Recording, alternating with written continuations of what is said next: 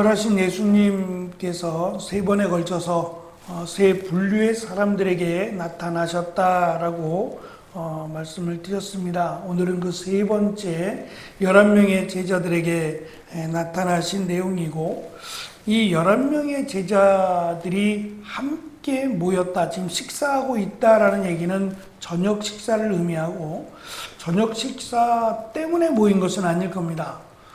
각자의 집으로 흩어질 만한 충분한 이유가 있었고, 앞에서 두 제자가 엠마오 마을이라고 하는 시골 또는 고향 마을로 가고 있다가 예수님을 만나고 다시 돌아와서 예수님이 부활하셨다, 내가 예수님을 만났다라고 전했는데 믿지 않았다라고 했습니다. 물론 첫 번째 막달라 마리아에게 나타나셨고, 또 이 여인이 가서 제자들에게 예수님을 만났다라고 했는데 믿지 않았습니다.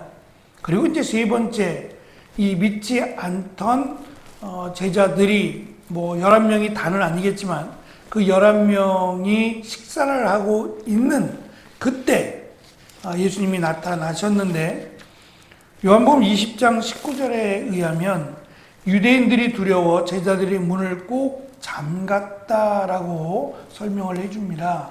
문을 꼭 잠갔는데 그럼 어떻게 들어오셨느냐?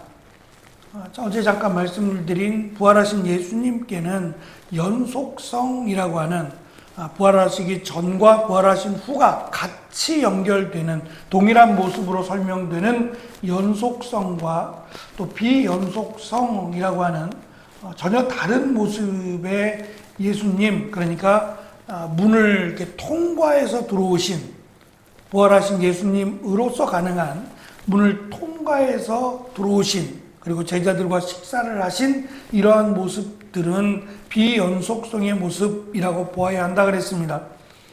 그 문을 통과해서 예수님이 제자들 사이에 서셨고, 예수님은 제자들에게 믿음이 적음과 마음이 굳은 것으로 인해서 꾸짖으셨다라고 설명을 합니다. 한글 성경 대부분은 꾸짖으셨다라고 번역을 했어요.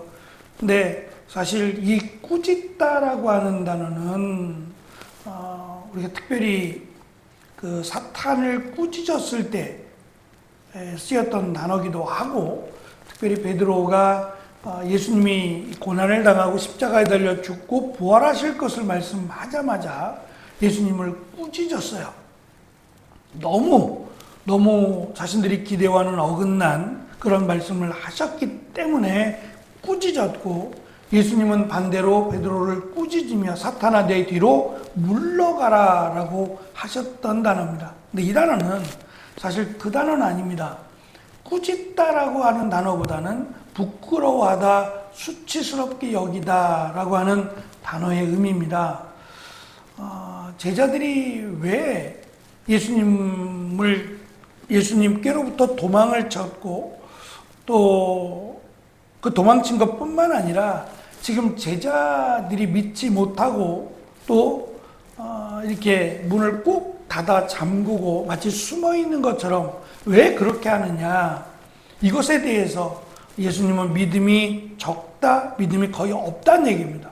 믿음이 형편없을 정도로 믿음이 없고 마음이 굳었다라고 설명을 하면서, 그 모습 3년 동안 함께 하면서 예수님이 말씀하시고 보여주신 그것에 대한 결과가 고작 제자라고도 부를 수 없을 만큼, 제자가 아니다라고 하셔도 할 말이 없을 만큼 부끄럽고 수치스러운 모습을 저들이 갖고 있다라고 지금 설명을 하고 있는 겁니다.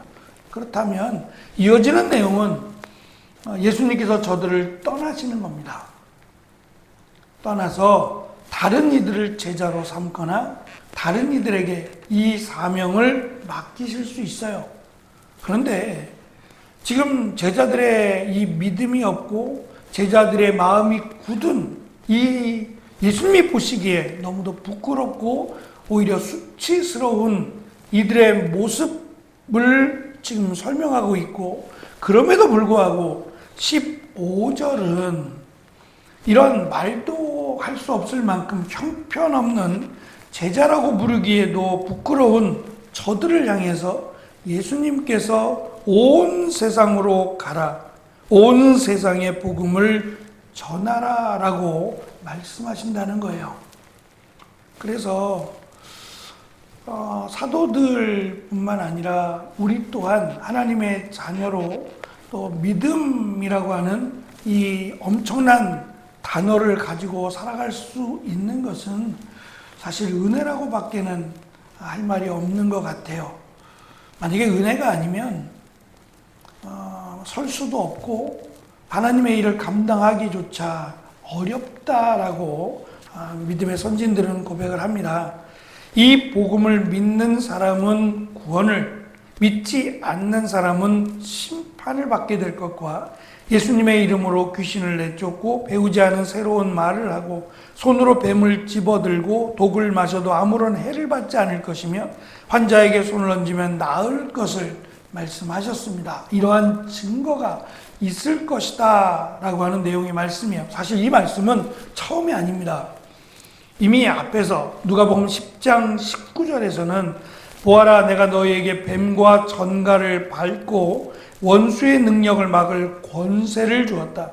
아무도 너희를 해치지 못할 것이다 라고 말씀하셨고, 실제로 제자들이 둘씩 나갔을 때 뱀을 만지었다라기보다는 이 뱀이 상징하는, 암시적으로 주는 사탄을 이기는 놀라운 일들도 있었고, 심지어는 귀신을 쫓아내거나 병자를 고치는 일도 저들이 경험을 했어요.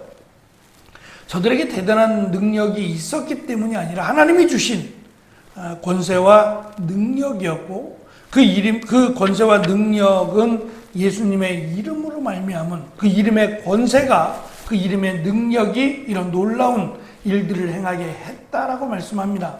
그리고 이것은 단순히 그 이름만으로가 아니라 정말 예수님을 믿음으로 허락하신 은혜라고 강조하셨습니다. 그리고 실제로 사도행전을 통해서 사도 바울이 이런 놀라운 약속의 은혜들이 그 사역 가운데 있었다는 것을 성경은 강조합니다. 사도행전 28장에서 바울이 로마로 죄수로 가던 도중에 멜리데에서 이런 일이 있었죠. 독사가 그 나뭇가지 가운데서 숨어있던, 비슷한 색깔이었던 것 같아요. 숨어있던 독사가 뜨거운 열기로 인해서 손을 물었죠. 누가 봐도 멜리데 사람들이 볼 땐 분명히 독사입니다. 근데 그 독사에 물렸는데 죽지 않았어요. 너무 이상해서 오히려 신으로 숭배하려고 했던 모습도 있었고, 병든 사람에게 손을 얹어 낫게 하는 일들도 있었습니다. 꼭 그래야만 독을 마셔도 죽지 않고 뱀에게 물려도 꼭 이런 일이 있어야만 하나님이 우리와 함께 하신다, 그런 것은 아닙니다. 그래서 일부러 어떤 사람들은 뱀에 물려도 보고, 이것은 그러려고 하는 말씀이 아닙니다. 그러니까 그럴지라도, 그렇게 되더라도 하나님이 보호하시겠다라고 하는 위로의 말씀이고, 또 보호 차원에서의 약속의 말씀이지, 일부러 내가 뱀에게 물려보고 그러라고 하신 말씀은 분명히 아닙니다. 중요한 것은 지금 마지막 마가복음 16장 한 절을 앞두고, 예수님의 승천을 앞두고 예수님이 이렇게까지 예수님을 배반하고 부인한, 그리고 믿음이라고는 찾아볼 수 없는 제자들에게까지 찾아가셔서 만나주시고 그들을 다시 제자로, 사도로 부르셨다라는 게 중요합니다. 부르심을 받지 못할 만큼 형편없는, 제자로 삼기에 너무도 형편없는 그런 제자들에게까지 찾아가서 만나 주셨다는 게 중요합니다.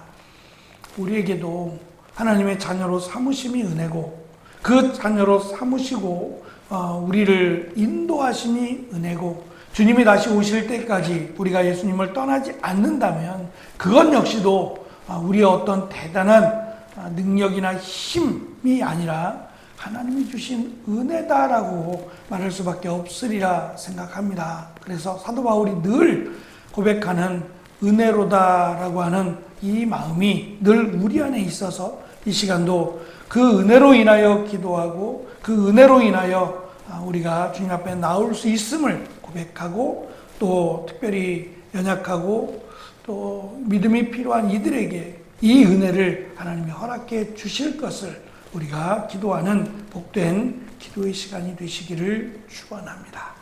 기도하겠습니다.